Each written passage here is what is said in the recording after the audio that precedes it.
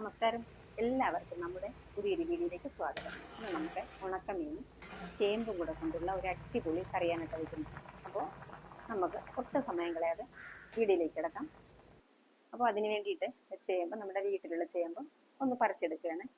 അപ്പോൾ ഞാനും എൻ്റെ ഒരു ഫ്രണ്ട് കൂടെ കൂടിയിട്ടത് ചെയ്യുന്നത്. അപ്പം ഞാൻ വീഡിയോ എടുക്കുകയാണ്, അപ്പോൾ എൻ്റെ ഫ്രണ്ടാണ് ചേമ്പ് പറിച്ചെടുക്കുന്നത് കേട്ടോ. അപ്പോൾ ഇതുപോലെ കുറച്ച് ചേമ്പാണ് കിട്ടിയത്.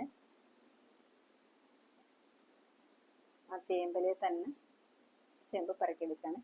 എത്ര ചേമ്പ് കിട്ടി. ഇനി നമുക്കിതിന് നല്ലതുപോലെ ക്ലീൻ ചെയ്ത് കഴുകി ഇതുപോലെ ചെറിയ കഷ്ണങ്ങളാക്കി എടുത്തിട്ടുണ്ട്. ഒരു ചട്ടി വെച്ചിട്ട് സ്റ്റൗവിലാണ് കേട്ടോ ചെയ്യുന്നത്. അതിലേക്ക് ചേമ്പ് ചേർത്ത് കൊടുത്തു. ഇനി നമുക്കിത് വേകാൻ ആവശ്യത്തിനുള്ള വെള്ളം ചേർത്ത് കൊടുക്കണം.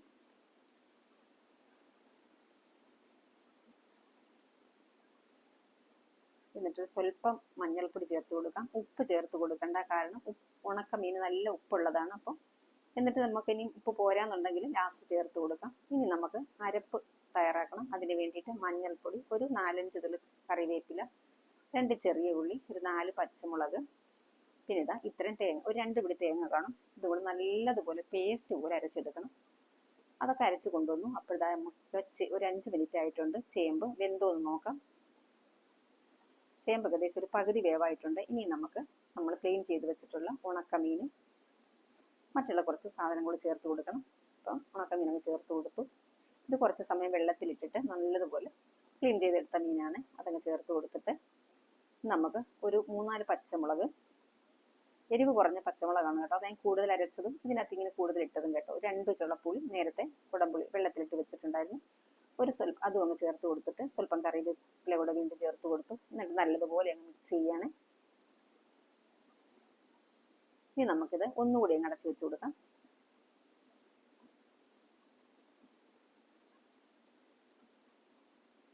ഇനി നമുക്ക് തുറന്നു നോക്കിയിട്ട് ഉണക്കമീനൊക്കെ വെന്തോ ചേമ്പും ഒക്കെ വെന്തിട്ടുണ്ടോ നമുക്കൊന്ന് നോക്കാം. ഞാൻ ഒരു കഷ്ണം ചേമ്പെടുത്തിട്ട് നോക്കുകയാണ്. അപ്പോൾ ഈ ചേമ്പിന് എനിക്കൊന്ന് മറ്റുള്ള കിഴങ്ങ് വർഗ്ഗങ്ങളെ അപേക്ഷിച്ച് കുറച്ച് ചൂട് കൂടുതലാണെന്ന് തോന്നുന്നുണ്ട്. അപ്പം വിരൽ നന്നായിട്ട് പൊള്ളുന്നുണ്ട്. അപ്പം ഞാനത് ഒരു സ്പൂൺ ഉപയോഗിച്ച് നോക്കുകയാണ്. അപ്പം നല്ലതുപോലെ പാകത്തിന് വെന്ത് വന്നിട്ടുണ്ട്. ഇനി ഇതിൽ കൂടുതൽ വേകണ്ട. വെന്ത് കഴിഞ്ഞാൽ ഇത് പൊടിഞ്ഞു പോകും. അപ്പോൾ ഒരു സുഖം ഉണ്ടാവില്ല കറി കഴിക്കാനായിട്ട്. എന്നിട്ട് നമ്മൾ അരച്ചുകൊണ്ട് അരപ്പങ്ങ് ചേർത്ത് കൊടുത്തു. നല്ലതുപോലെ മിക്സ് ചെയ്യാണ്. കൈ എടുക്കാതെ നമ്മൾ മിക്സ് ചെയ്യണം. കാരണം തേങ്ങ നമ്മൾ നല്ലതുപോലെ അരച്ചിരിക്കുകയല്ലേ. അപ്പോൾ ഇതൊന്ന് പിരിഞ്ഞു പോകാനുള്ള സാധ്യതയുണ്ട്. അപ്പം നമ്മൾ നല്ലതുപോലെ ഇങ്ങനെ ഇളക്കി കൊടുത്തുകൊണ്ടിരിക്കണം. പിന്നെ നമ്മൾ ആ അരച്ച മിക്സിയിലേക്ക് കുറച്ച് വെള്ളം കൂടെ ഒഴിച്ചിട്ട് ഇതൊക്കെ ചേർത്ത് കൊടുക്കണം. ഈ കറി നന്നായിട്ട് ഇങ്ങനെ കുറുകി വരും. അപ്പോൾ അതനുസരിച്ചിട്ടുള്ള വെള്ളം നമ്മൾ ചേർത്ത് കൊടുക്കണം. ഒരുപാടങ്ങ് ലൂസായിരിക്കത്തില്ല, ഒരുപാടങ്ങ് കട്ടിയായിട്ടിരിക്കത്തില്ല. അങ്ങനെയാണ് കേട്ടോ ഈ കറിയുടെ ഇത്. എന്നിട്ട് നമുക്ക് ഉപ്പും പുളിയൊക്കെ നോക്കാം. അപ്പോൾ പാകത്തിൻ്റെ ഉപ്പും പുളിയും എരിവും ഒക്കെ കറക്റ്റാണ് കേട്ടോ. ഇനി ഒന്നും ചേർത്ത് കൊടുക്കണ്ട.